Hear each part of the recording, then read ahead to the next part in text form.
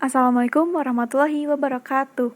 Kami dari kelompok 14 akan mempresentasikan proposal usaha kami yang berjudul Olahan Fermentasi Air Kelapa Menjadi Makanan yang Kaya Akan Serat. Proposal ini disusun oleh Firly Nur Zahra dengan absen 9 dan Jalian Apriani Supratman dengan absen 12. Moto dari usaha kami, not goal, kapan saja dan di mana saja. Materi yang akan kami bahas diantaranya adalah latar belakang, maksud dan tujuan, deskripsi usaha, aspek produksi, aspek pemasaran, analisis SWOT, dan yang terakhir adalah kesimpulan. Yang pertama ada latar belakang. Fermentasi makanan adalah proses natural yang melibatkan mikroorganisme seperti ragi dan bakteri baik untuk mengubah karbohidrat yang terdiri dari pati dan gula menjadi alkohol atau asam. Alkohol dan asam mampu mengawetkan makanan. Tidak heran, fermentasi makanan sangat sering dilakukan untuk mempertahankan keawetan makanan. Hal yang sangat menarik perhatian dari proses fermentasi makanan adalah pertumbuhan bakteri baik probiotik.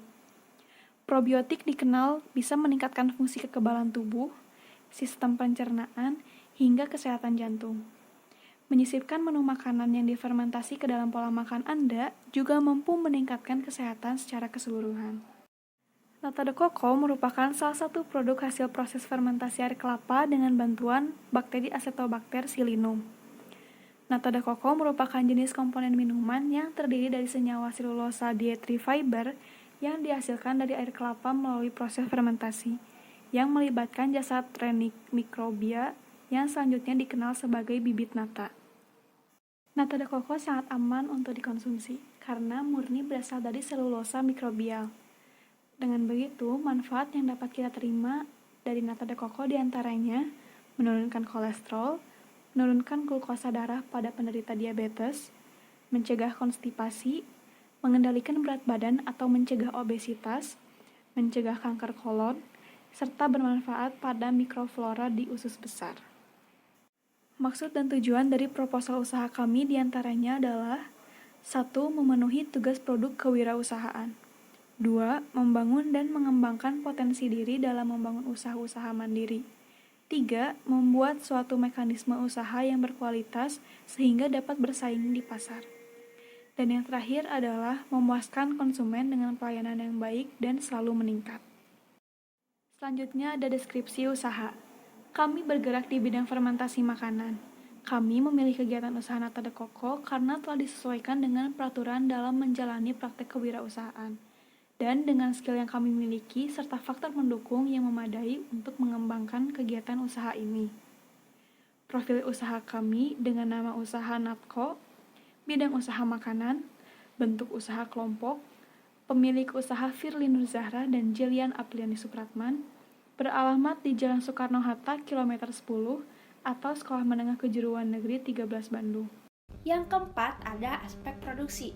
Dilakukan dalam skala rumahan menggunakan alat bahan yang mudah diperoleh. Pembuatannya cukup sederhana, namun membutuhkan waktu yang cukup lama agar mendapatkan hasil yang memuaskan. Cara pembuatannya, sediakan alat dan bahan yang sudah steril, sediakan 2000 ml air kelapa dan 2 panci yang sudah disterilkan, masukkan masing-masing 1000 ml air kelapa ke dalam panci, lalu panaskan air kelapa hingga mendidih. Setelah mendidih, masukkan 100 gram gula pasir, setengah sendok teh ZA serta 10 ml cuka. Tunggu hingga semua bahan larut. Lalu masukkan air kelapa yang sudah mendidih ke dalam nampan 250 ml, tutup menggunakan koran atau kain yang sudah steril, kemudian dinginkan selama 1 hari. Setelah itu masukkan Acetobacter psyllinum, terus diamkan selama beberapa hari dan nata de coco siap dipanen. Yang kelima ada aspek pemasaran. Aspek pemasaran itu ada 3. Yang pertama target pemasaran. Secara umum, target pemasaran kita adalah semua kalangan masyarakat. Karena nata de coco bisa disantap oleh semua kalangan masyarakat, mulai dari anak kecil, remaja, dewasa, bahkan lansia pun bisa. Rencana pemasarannya, kami membidik untuk kegiatan usaha ini di sekitar Bandung dan Cimahi, terutama warga sekolah SMK Negeri 13 Bandung, masyarakat di sekitar rumah, dan relasi di luar sekolah. Yang ketiga ada rencana promosi. Yang pertama, kita akan melakukan perkenalan bisnis.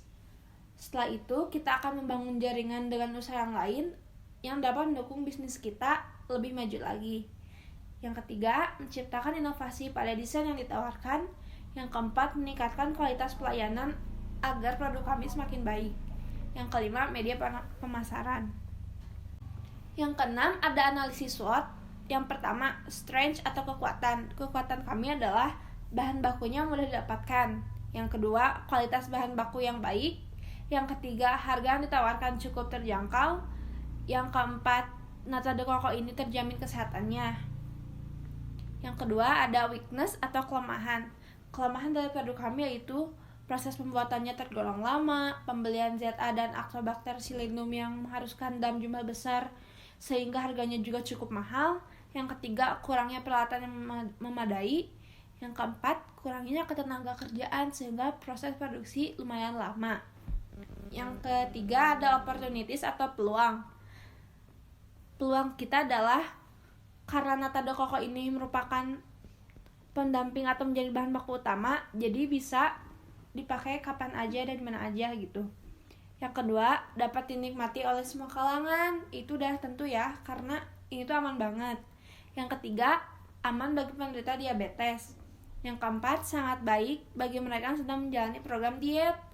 Yang kelima, relasi di sosial media untuk membantu pemasaran. Yang keenam, terdapat berbagai ukuran sehingga jika ingin mencoba dulu, terdapat ukuran yang kemasannya kecil. Nah, yang keempat, ada threats atau ancaman. Ancaman bagi kami, banyaknya pelaku usaha yang serupa juga memiliki inovasi dan varian yang dapat menarik minat konsumen. Yang kedua, pesaing yang lebih berpengalaman. Yang ketiga, pesaing yang mampu melaksanakan proses produksi dalam skala besar. Yang keempat, adanya rumor nata de coco terbuat dari plastik sehingga masyarakat menjadi lebih khawatir atau was-was. Jadi, kesimpulannya, menurut kami, kegiatan praktek kewirausahaan ini dapat dikembangkan dan ditingkatkan untuk membentuk mental dan jiwa wirausaha kepada siswa, khususnya siswa-siswi SMK Negeri 13 Bandung. Kami sangat yakin bahwa kegiatan ini selain dapat mensukseskan program sekolah, juga akan membantu para siswa untuk lebih berinovasi, aktif dan kreatif dalam era global seperti sekarang di mana menuntut persaingan yang sangat ketat. Sekian dari saya dan Firly. Mohon maaf apabila banyak kesalahan. Wabillahi taufiq wal hidayah. Wassalamualaikum warahmatullahi wabarakatuh.